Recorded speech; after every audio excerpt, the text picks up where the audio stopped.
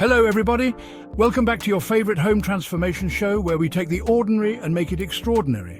Welcome to a brand new episode of Dungeon Makeover.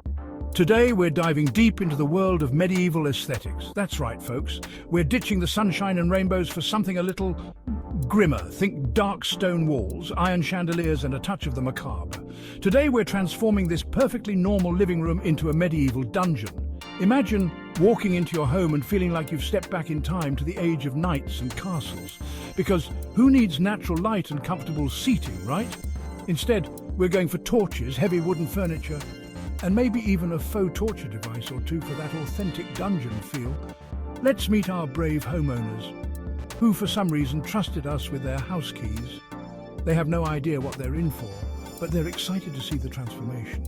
Meet John and Sarah, a couple who loves history and wanted to bring a piece of the past into their home. They've always been fascinated by medieval times and thought, why not live in it? Our talented designer, Emily, is ready to take on the challenge. She's been working on some incredible plans to turn this modern living room into a medieval masterpiece. Emily shows John and Sarah her sketches, complete with stone walls, iron sconces and a grand fireplace. The couple is thrilled and can't wait to see the final result. The construction team gets to work bringing in materials like faux stone panels, heavy wooden beams and antique-looking furniture. It's a lot of work, but they're up for the challenge. Watch as the team installs the stone panels on the walls, instantly transforming the space. The room starts to take on that dark, mysterious vibe we're aiming for. Next, they set up the iron chandeliers, adding that perfect touch of medieval elegance. The lighting is dim and atmospheric, just like a real dungeon. Emily arranges the heavy wooden furniture, making sure everything fits perfectly. She adds some finishing touches with medieval decor items like shields, swords and tapestries. Finally, it's time for the big reveal.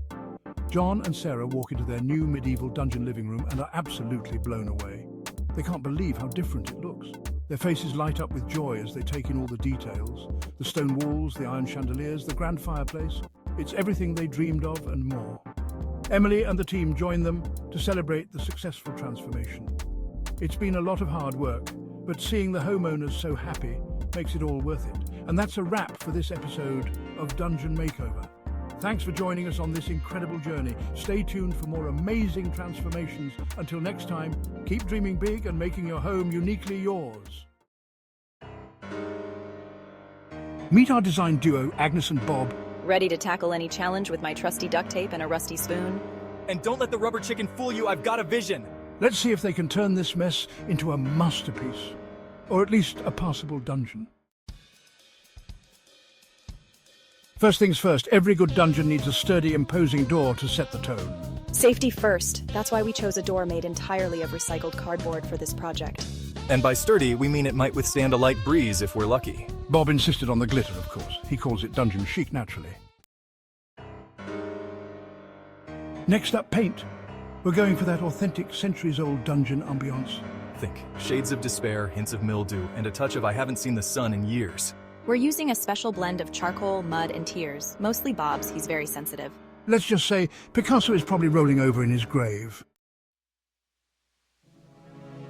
Section 5. Let there be faulty light. No dungeon is complete without flickering torches, preferably with questionable wiring. Mostly, we're going for authenticity here, folks. That means real fire. We've got some Christmas lights stuffed into old jam jars. Safety first. Well, safety third or fourth, probably. Section 6. Furnishing the Abyss. Welcome to the most unique and eerie part of our journey. Here we dive into the art of turning the dark and desolate into something, well, still dark, but with a touch of charm. What's a dungeon without some comfy, dungeon-appropriate furniture? Imagine walking into a space that screams both terror and comfort. Yes, it's possible. Let's start with the basics. We've got a throne made of old tires and a rusty bucket. This isn't just any throne, it's a statement piece.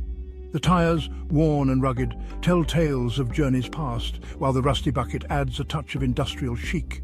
It's perfect for the ruler of this underworld. And for entertainment? A delightful collection of cobwebs, and that one spider that always seems to find its way back. These cobwebs aren't just for show. They add an authentic touch to the ambiance. Each strand meticulously woven, creating a tapestry of mystery and intrigue. Don't worry, we named him Steve. He's harmless. Steve has been with us for years. a silent guardian of the abyss. His presence adds a touch of whimsy to the otherwise grim surroundings.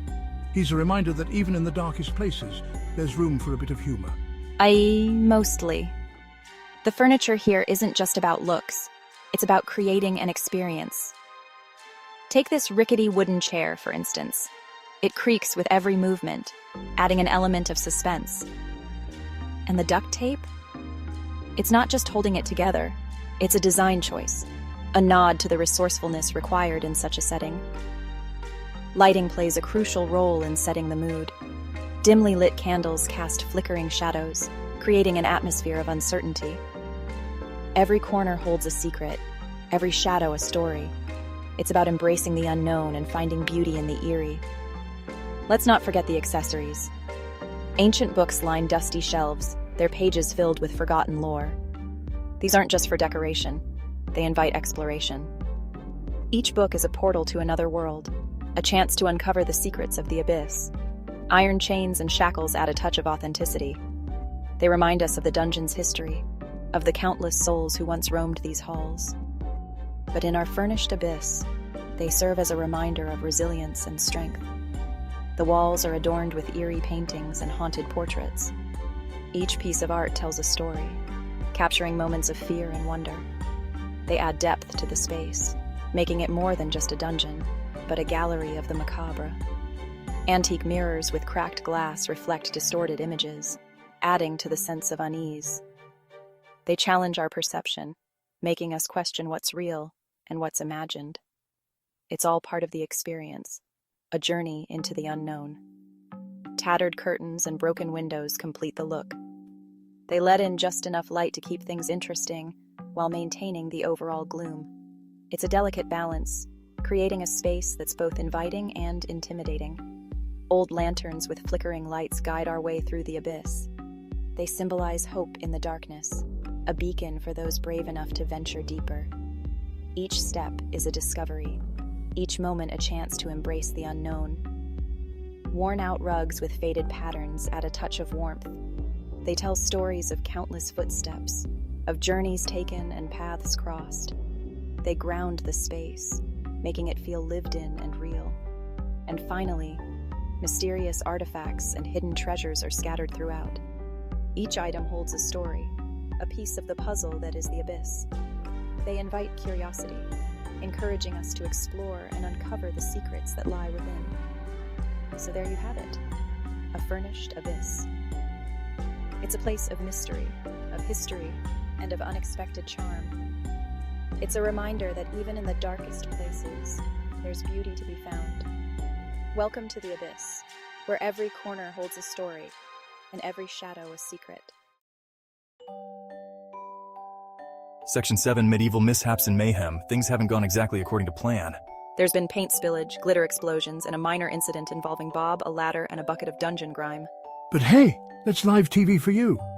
Or at least it would be if this show were actually live. Section 8. A dungeon fit for, well, someone. But after all the chaos, the dust settles and we're left with, well, this. It's dark, it's dingy, it's strangely cozy. Maybe Dungeon Chic wasn't so far off after all. Or maybe we've just lost all sense of reality. It's hard to tell at this point. Section 9, the grand unveiling of chaos. It's time for the big reveal. Let's bring out our brave homeowners and see their reaction to their new dungeon. Their faces, priceless. I think they like it. Or maybe they're just trying to figure out how to file an insurance claim. Section 10, Dungeon Masters of Disaster. Well, folks, there you have it. Another successful disaster. I mean, makeover in the books. This episode has been a roller coaster of emotions, from the initial chaos to the final reveal. We've seen walls come down, paint splatter everywhere, and a lot of unexpected surprises. But in the end, it all came together beautifully. Remember, if your home is lacking that certain medieval charm, just call Agnes and Bob. They are the true masters of turning any ordinary space into something extraordinary. Whether it's a touch of medieval flair or a full-blown dungeon, they've got you covered. Their expertise in blending historical elements with modern comfort is unparalleled. Imagine walking into your living room and feeling like you've stepped back in time to the age of knights and castles. They'll turn your living room into a dungeon, or at least a really good story. Picture this. Stone walls, flickering torches, and maybe even a suit of armor standing guard. It's not just a makeover, it's an experience. Your guests will be talking about it for years to come. And the best part? It's all done with a touch of humor and a lot of heart. Agnes and Bob make sure that every project is not only visually stunning, but also functional and comfortable. Until next time, stay chaotic. And remember, home is where the heart is, but it's also where the fun happens. So don't be afraid to take risks and let your imagination run wild. Whether you're dreaming of a medieval dungeon or a whimsical fairy tale castle, Agnes and Bob are here to make those dreams come true. Thanks for joining us on this wild ride, and we can't wait to see what adventures await in the next episode. Stay tuned, stay creative, and most importantly, stay chaotic.